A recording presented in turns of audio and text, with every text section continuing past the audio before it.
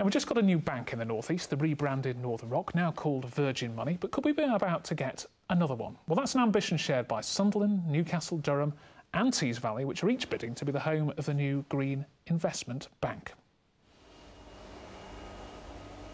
White vans don't usually have a reputation for being green, but these will be, as they're being fitted with electric engines. This firm in Washington is at the forefront of the low-carbon industrial revolution, and as it looks to expand, it could be handy to have a new green investment bank with £3 billion of cash somewhere nearby. Innovations need to actually be able to move forward quickly. Our business as a whole would see access to green investment made simpler and more straightforward by its location within the North East.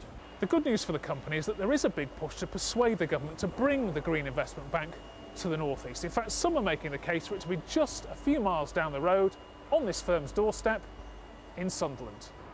And it's easy to understand why Sunderland wants the bank. It'll employ around 80 people, but it's also likely to make Wearside a more attractive place for new green businesses and new jobs. And that's one of the reasons the city believes its bid should be taken seriously.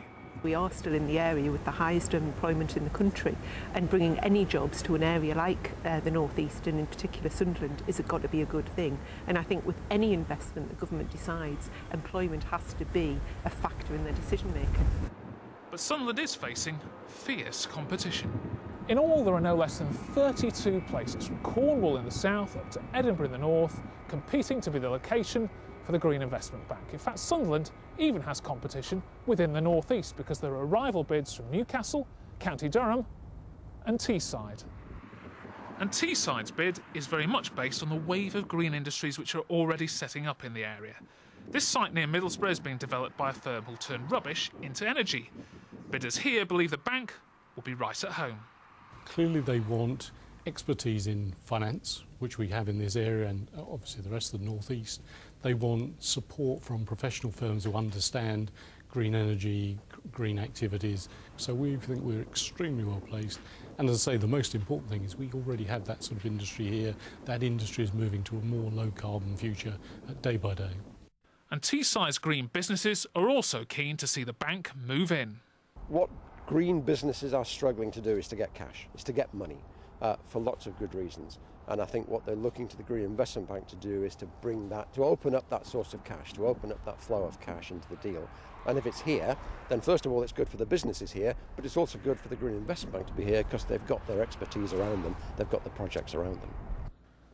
But with 4 North East bids all making similar arguments, some fear the region might have diluted its case and left the road clear for others. I mean, there might be a case for separate bids from Teesside and basically from Tyne-Wear, North Durham, because they're to some extent separate labour markets. But to have a whole set of bids coming in from a single labour market is just daft.